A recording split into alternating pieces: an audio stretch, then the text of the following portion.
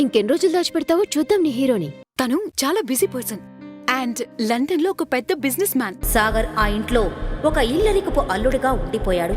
కానీ అక్కడ అతను ఒక నౌకర్లా పనిచేస్తున్నాడు.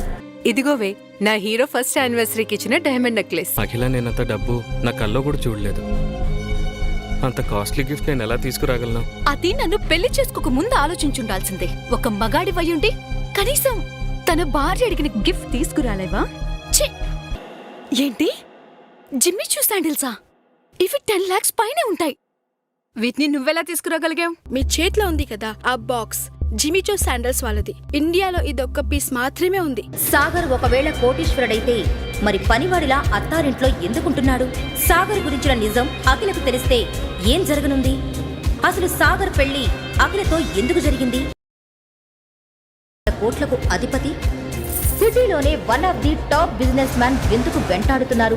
ఒక బిచ్చగాడిని ప్రాధేయపడాల్సిన అవసరం ఒక కోటీశ్వరుడికి ఎందుకొచ్చింది? కోట్లు ఖర్చు పెట్టి కొన్న కారులో ఒక అడుక్కునేవాణ్ణి ఎందుకు ఎక్కించుకున్నాడు? ఎందుకు సిటీలో టాప్ బిజినెస్ మ్యాన్ ఎంతో గారాబంగా పెంచుకున్న తన అప్సరస లాంటి కూతుర్ని మురికివాడలో ఉండే పేదవాడికిచ్చి పెళ్లి చేశాడు?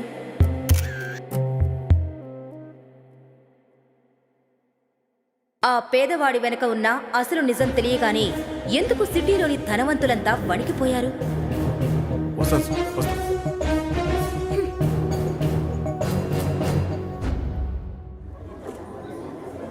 ఎంతనా? 20 రూపాయలండి.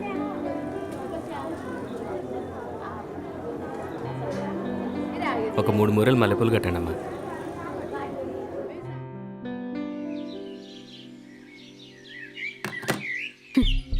నువ్వు నా హస్బెండ్ కాకపోయుంటే నిన్నిప్పుడే కొట్టి ఏ నదిలోనూ పడేసేదాన్ని. మా ఫ్రెండ్స్ వాళ్ళ హస్బెండ్స్ వాళ్ళ కోసం ఐఫోన్స్ ఇస్తారు, డైమండ్ రింగ్స్ ఇస్తారు. కానీ నువ్వు చీప్ గా 10 రూపాయలు పెట్టి పూలు తెచ్చావు. నువ్వు నా హస్బెండ్ అని చెప్పుకోవాలంటేనే సిగ్గుగా ఉంది నాకు. అఖిల తన తండ్రి మాటకు విలువిచ్చి సాగర్ని పెళ్లైతే చేసుకుంది. కానీ ఎప్పుడైతే తనకు సాగర్ ఒక బిజినెస్ మెన్ కాదు, మురికివాడిలో ఉండే ఒక పేదవాడు అని తెలిసిందో ఒక్కసారిగా తను నిర్ఘాంతపోయింది. అందుకే అఖిల ఒక కండిషన్ పెట్టింది. ఇంట్లో కాకుండా బయట ఎవ్వరికీ కూడా సాగర్ తన భర్త అని తెలియకూడదు అని. సాగర్ ఆ ఇంట్లో ఒక ఇల్లరికపు అల్లుడిగా ఉండిపోయాడు. కానీ అక్కడ అతను ఒక నౌకర్లా పనిచేస్తున్నాడు. ఆ ఇంట్లో అందరూ అతని మీద అజమాయిషీ చేసేవారు.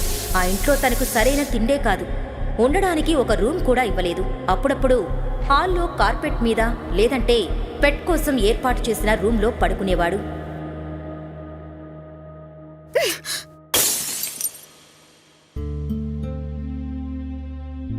ఈ విరిగిపోయిన గాజు ముక్కంత వాల్యూ కూడా లేని ఈ బికారిగాడు ఒక పెద్ద బిజినెస్ మ్యాన్ అని అబద్ధం చెప్పి నా పెళ్లి చేశావు.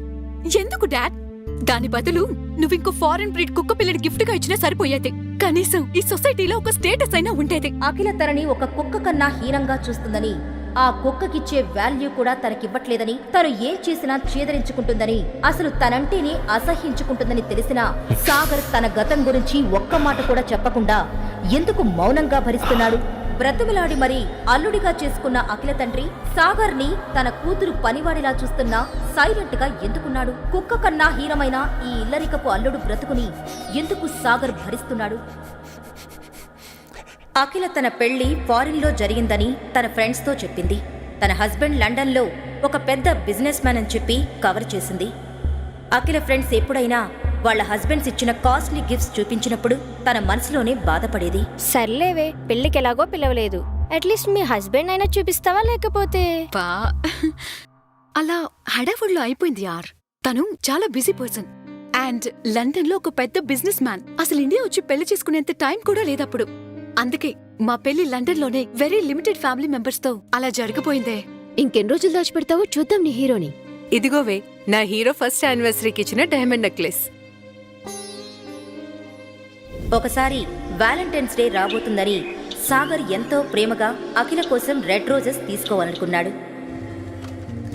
అన్నా అన్నా అన్నా అన్నా ఆగండన్నా ఆగండన్నా. మొన్న మల్లెపూలు తీసుకెళ్తేనే కోప్పడింది, మళ్ళీ ఈ రిస్క్ అవసరమా? అన్నా ఇదిగో అన్నా, ఈ వ్యాలంటైన్స్ డే కి ఈ రేర్ రోజ్ ఫ్లవర్స్ ని ఈ సూపర్ బ్యూటిఫుల్ ఆర్చిడ్స్ అండ్ ఈ very special red roses birds తో మిక్స్ చేసి వదినకిస్తే నీ మీద ఫుల్ ఫిదా అయిపోతుందన్నా. ఈ పూలు ప్రతిసారి దొరకవన్నా, ఇక మీ ఇష్టం అన్నా. ఆ విషయం తెలిసిన అఖిల ఎంతో కోపంతో సాగర్ మీద మండిపడింది. Just go away. నిన్ను చూస్తేనే కంపనంగా ఉంది నాకు. ఛ!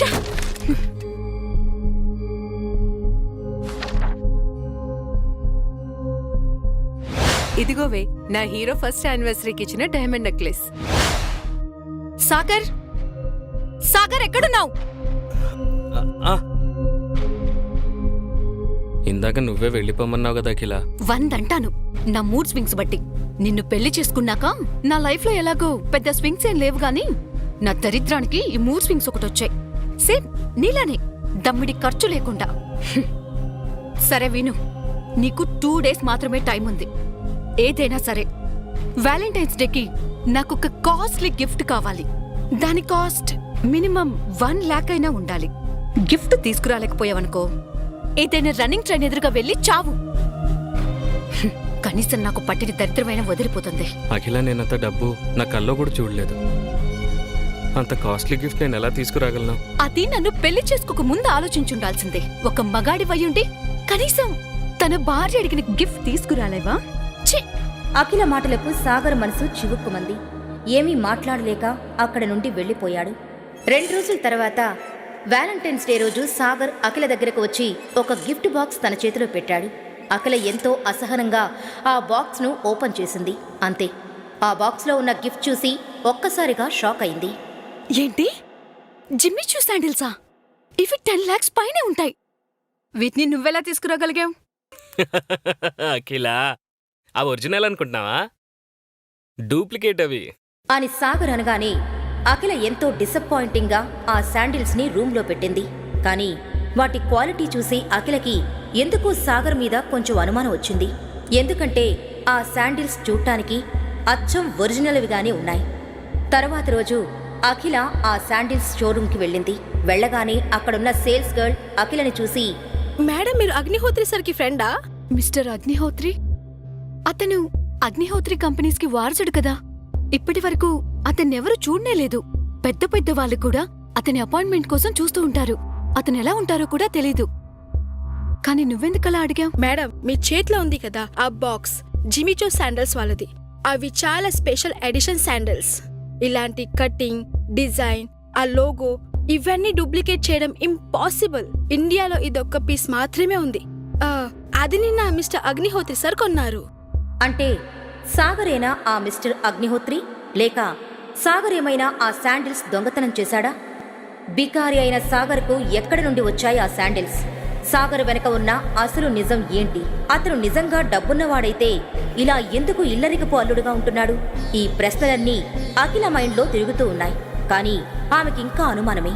సాగర్ మొత్తానికి ఏదో మ్యాజిక్ చేసి ఈ శాండిల్స్ తన కోసం తెచ్చి ఉంటాడు అని. కొన్ని రోజులు అఖిల ఆ శాండిల్స్ గురించి మర్చిపోయింది.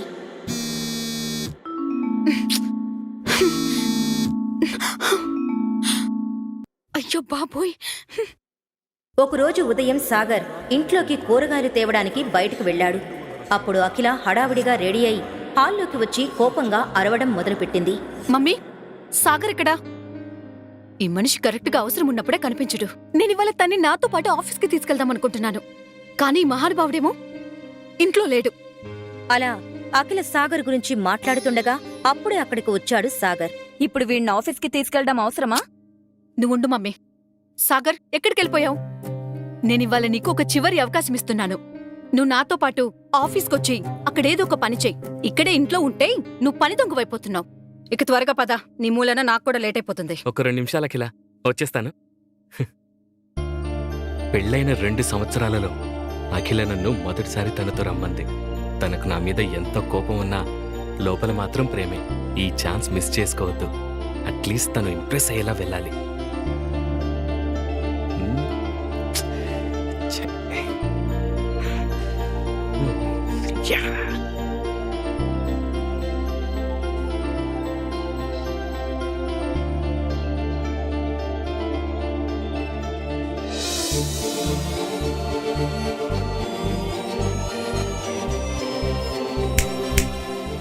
హలో పెళ్ళాం గారు, వెళదామా?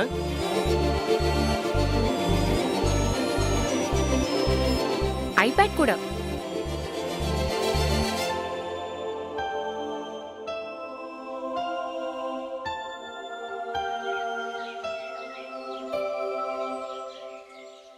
మర్చిపోయాను, నా బ్యాగ్ ఉంది కదా. మ్, okay.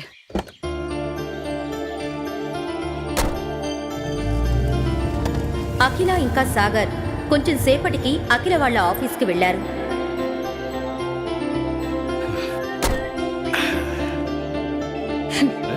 Hello mister after all మొగుడు గారు, నేనేదో ఇవాళ నిన్ను చూశానని ఫీల్ అయిపోకు. రోజు అసుత్తి బట్టలు, మాసిపోయిన జుట్టుతో మిస్టర్ బికారిగాడిలా ఉండేవాడివి ఇవాళ ఏదో కొంచెం డిఫరెంట్ గా ఉన్నావని చూశాను, అంతే. నువ్వేం ఆశలు పెట్టుకోకు. అవన్నీ తీసుకొని లోపలికి రా.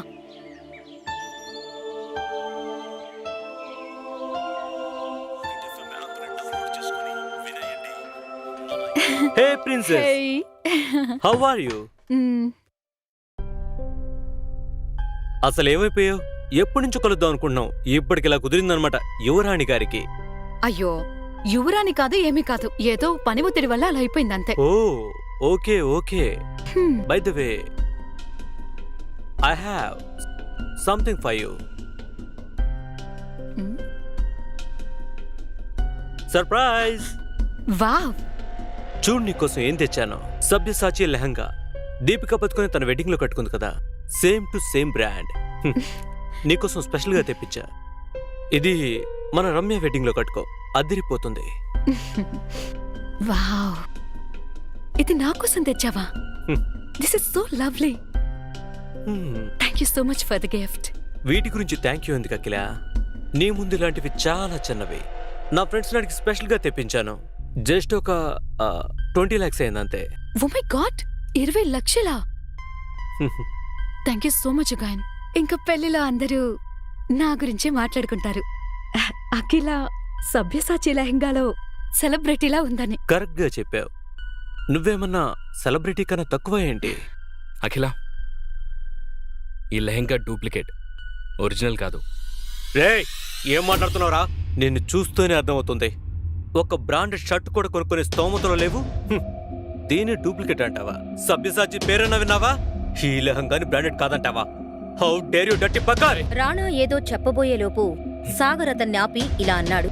ఒరిజినల్లో సిల్క్ యూజ్ చేస్తారు, కానీ దీని ఫ్యాబ్రిక్ ఏంటి, చీప్ గా ఉంది. ఒరిజినల్ డిజైన్ డిఫరెంట్ గా ఉంటుంది. ఇదేంటి వేరేలా ఉంది? ఒరిజినల్ లోగోలో క్యాపిటల్ ఎస్ ఉంటుంది, కానీ దీంట్లో ఏంటి స్మాల్ ఎస్ ఉంది. ఇలాంటివి లోకల్ మార్కెట్లో 5-6 వేలకు దొరుకుతాయి. అప్పుడు సరిగ్గా దాన్ని చూసిన అఖిలకి అది నకిలీ అని తెలిసిపోయింది. అది చూసి రాణా సైలెంట్ అయిపోయాడు.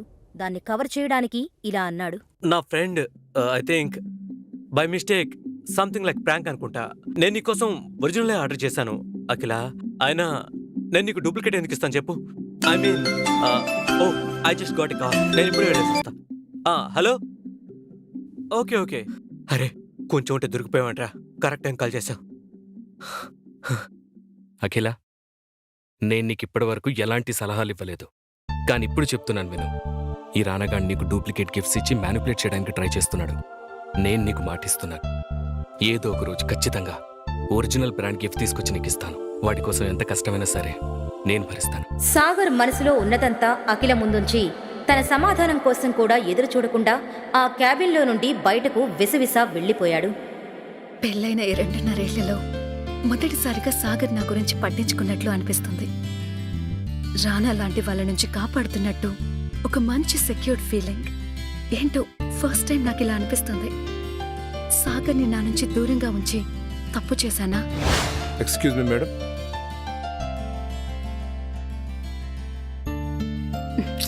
ఏంటిది? ఏం ఆలోచిస్తున్నాను?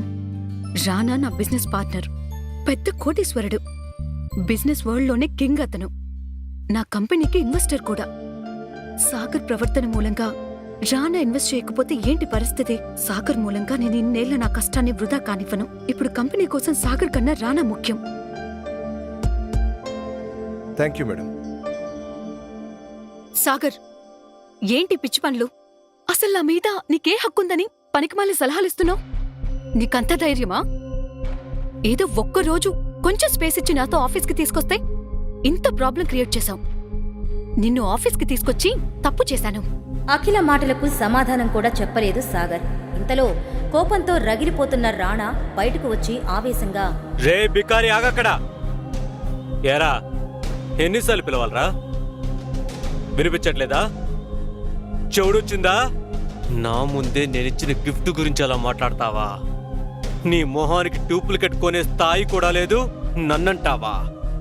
రేయ్, నీ లెవెల్ ఏంటో తెలుసుకుంటే మంచిది. బికారి కాడివి నాతో గొడవ పడతావా?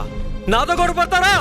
సాగర్కి అందరి ముందు గొడవపడి దిగజారడం ఇష్టం లేదు. కానీ ఎవరైనా తన మౌనాన్ని అసమర్థతగా తీసుకుంటే మాత్రం సమాధానం చెప్పి తీరాలి కదా. అందుకే అప్పటి వరకు ఆపుకున్న కోపాన్ని మొత్తం ఒకేసారి బయటకు తీశాడు.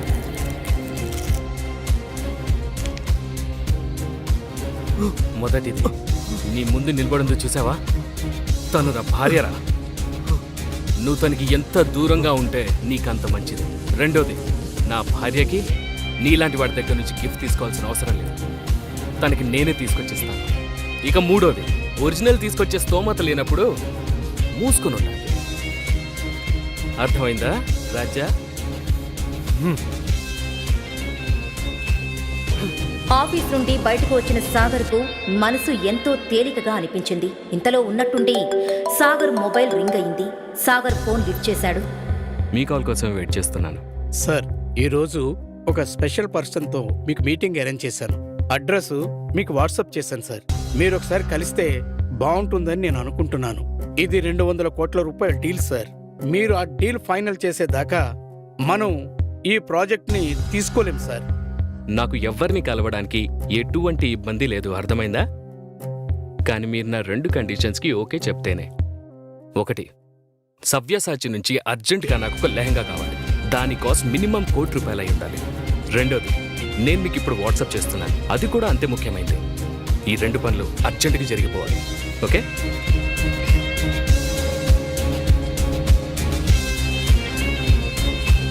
ఆటో చలో చలో. Golden pearl society. Golden pearl society సిటీలోనే కాదు, ఆ స్టేట్లోని లగ్జూరియస్ సొసైటీస్లో ఒకటి. కానీ సాగర్ ఎవరిని కలవడానికి వెళ్తున్నాడు, దాని గురించి తన దగ్గర ఎటువంటి ఇన్ఫర్మేషన్ లేదు. సాగర్ ఒక లోకల్ ఆటో ఎక్కి వాట్సాప్లో ఉన్న అడ్రస్కి వెళ్ళాడు. ఆ సొసైటీలో సిటీలోనే కాకుండా చుట్టుపక్కల సిటీలో ఉన్న ధనవంతులు ఉంటున్నారు. పెద్ద పెద్ద కోటీశ్వరులు అక్కడికి వచ్చి వెళ్తుంటారు. ఆ సొసైటీ లోపలికి ఎంటర్ అవ్వబోతూ ఉండగా తన సాదా సీదా బట్టలు, పాత చెప్పులు చూసి సెక్యూరిటీ సాగర్ని గేటు బయట ఆపేశాడు. ఏంటమ్మా లోపల దూసుకెళ్తున్నావు? నాకు లోపల పని ఉంది, లోపలికి వెళ్ళాలి, మీటింగ్ ఉంది. హలో, అబద్ధం చెప్పినా అతికినట్టుండాలి. నీ అవతారం చూసుకో ముందు. బ్యాంకు కన్న వేసే దొంగలా ఉన్నావు. తమ్ముడు, ఇది golden pearl society. I'm so proud of you Vaibhav. Forbes top richest man in ఇండియాలో ఒకడివి. అదిగాక రియల్ ఎస్టేట్ రంగంలో రారాజు అంటారు నిన్ను. ఇండియాలోనే one of the richest society golden pearl సొసైటీకి ఓనర్వి. ఈ స్టేట్లోనే పెద్ద పెద్ద బిల్డింగ్స్కి, మాల్స్కి వన్ అండ్ ఓన్లీ ఓనర్వి. ఇంత తక్కువ టైంలోనే ఈ స్థాయికి వచ్చావంటే ఒక్కొక్కసారి నాకే జెల్సీ వేస్తుందిరా. రే, పెద్ద పెద్ద వాళ్ళు పెద్ద పెద్ద కార్లలో ఇక్కడికి వస్తూ ఉంటారు. మరి నువ్వు వాళ్ళ డబ్బులు దోచుకోవడానికి వెళ్తున్నావా? ఇదిగో, నీలాంటి వాళ్ళని చాలా మందిని చూశాను. వెళ్ళి ఇక్కడి నుంచి వెళ్ళమ్మా. ఇంతలో ఒక కాస్ట్లీ కార్ వచ్చి అక్కడ ఆగింది. సడన్ బ్రేక్ వేయడం మూలంగా అది సరిగ్గా సాగర్ ముందుకొచ్చి ఆగింది. ఏం జరుగుతుంది ఇక్కడ? అది కూడా నా సొసైటీ గేట్ ముందు. ఇలా చేస్తే మన సొసైటీ రెప్యుటేషన్ దెబ్బతింటుందని తెలీదా? చూడండి సార్, ఈ బిక్కర్ గారు లోపలికి వెళ్ళాలని చూస్తున్నాడు. నేను ఆపుతున్నా, ఆగట్లేడు. సార్, సాగర్ సార్, మీరా? సారీ సార్, నేను మిమ్మల్ని చూసుకునే లేదు. మీరు వచ్చారని తెలిస్తే నేనే మిమ్మల్ని రిసీవ్ చేసుకోవడానికి వచ్చాను సార్. అరే వేస్ట్ ఫెలో సార్, ఆయన ఎవరో తెలుసా? తెలుసు సార్. ఛే, నీ వల్ల సాగర్ సార్ ముందు నా పరువంతో పోయింది. నేను ఇప్పుడే పని నుంచి మీకేస్తున్నా సార్. ఇందులో తన తప్పేం లేదు. ఇప్పుడు నేనున్న పరిస్థితుల్లో ఎవడైనా దొంగ, బికారి అని అనుకుంటాడు. సార్, మీరేంటి సార్ ఇలా ఉన్నారు? సార్ మిమ్మల్ని చూసి 4 ఏళ్ళు అవుతుంది సార్. అప్పుడు ఎలా ఉండేవాళ్ళు, కానీ ఇప్పుడు ఇలా. మిస్టర్ వైభవ్, జరిగిందంతా చెప్పే పరిస్థితులు ఇప్పుడు నేను లేను. కానీ తొందరలోనే అంతా సర్దుకుంటుంది. నేను లోపలికి వెళ్ళాలి, నాకు అర్జెంటుగా మీటింగ్ ఉంది. నేను మిమ్మల్ని మళ్ళీ కలుస్తాను. అలా చెప్పి సాగర్ లోపలికి వెళ్ళాడు. వాళ్ల ఓనర్ని అలా ఒక బికారి ముందు వంగి వంగి మాట్లాడటం చూసి సెక్యూరిటీ గార్డ్ కంగారు పడ్డాడు. కోట్లకు పడగలెత్తిన ఈ రారాజు ఈ పేదవాడిని సర్ అని ఎందుకంటున్నాడు? ఒకవేళ సాగర్ అతనికన్నా కోటీశ్వరుడా? ఒకవేళ అయితే ఇలా పేదవాడిగా ఎందుకున్నాడు? గార్డ్ అలా ఆలోచిస్తుండగా సాగర్ మీటింగ్ కోసం సొసైటీలోని క్లబ్ హౌస్కి వెళ్ళాడు. అక్కడికి వెళ్ళగానే తన దృష్టి సూటు బూటు వేసుకున్న ఒక పెద్ద మనిషి మీదకి వెళ్ళింది. సాగర్ వెంటనే అక్కడే ఉన్న ప్లాంట్ వెనక్కి వెళ్లి ఎవరికో ఫోన్ చేశాడు. ఇతనితో మీటింగ్ అరేంజ్ చేశానని నాకు ముందెందుకు చెప్పలేదు? ఇతనితో ఎంత పెద్ద డీల్ అయినా పర్వాలేదు, నేను చెయ్యలేను. అసలు ఎవరా పెద్ద మనిషి? సాగర్ అతన్ని చూసి ఎందుకు దాక్కున్నాడు? సాగర్ నిజంగా పేదవాడా? ఒకవేళ అయితే అంత పెద్ద డీల్ చేయడానికి ఎందుకు వచ్చాడు? సాగర్ ఒకవేళ కోటీశ్వరుడైతే మరి పనివాడిలా అత్తారింట్లో ఎందుకుంటున్నాడు? సాగర్ గురించిన నిజం అఖిలకు తెలిస్తే ఏం జరగనుంది? అసలు సాగర్ పెళ్లి అఖిలతో ఎందుకు జరిగింది? ఈ ప్రశ్నలన్నింటికీ సమాధానం తెలుసుకోవాలనుకుంటే ఇప్పుడే డౌన్లోడ్ చేసుకోండి పాకెట్ FM. వినండి కింగ్.